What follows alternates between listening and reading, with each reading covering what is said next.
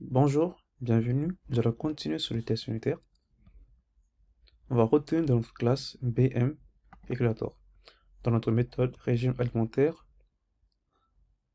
à la ligne 11, on envoie une exception qui est arithmétique exception. Donc nous allons faire un test sur cette exception-là. Pour le faire, on va copier notre code, puis le rôle donné. À la fin, on va mettre note exception.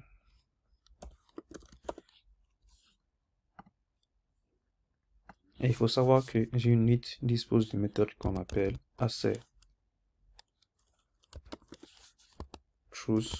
qui permet d'envoyer les exceptions. Prenons la première, et comme vous voyez ici, il attend une classe. La classe correspond à une arithmétique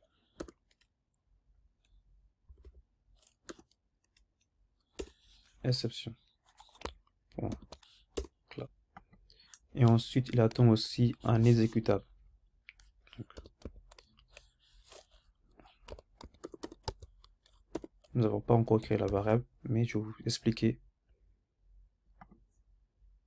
Si on revient sur notre première méthode, le test, nous avons passé uniquement des valeurs dans notre méthode régime alimentaire recommandé. Et ensuite, on a utilisé la méthode AsserTrue qui a pris en paramètre recommandé.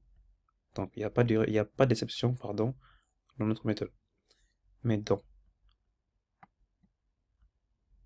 notre dernière méthode, si on exécute notre test unitaire, on attend qu'il lève une exception. Donc, à l'exécution de la méthode sera interrompue ici. Ici. Cela signifie que notre programme n'attendra jamais cette partie-là. Donc, au lieu d'exécuter notre méthode, nous avons besoin de quelque chose qui est potentiellement exécutable à la place d'une variable booléen. Donc, on va utiliser un exécutable qu'on va nommer exécutable.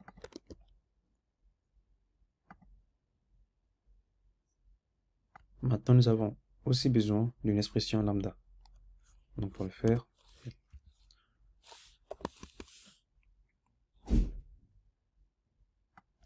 essayons maintenant d'exécuter notre test.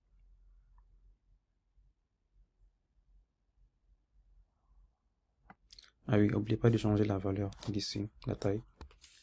0.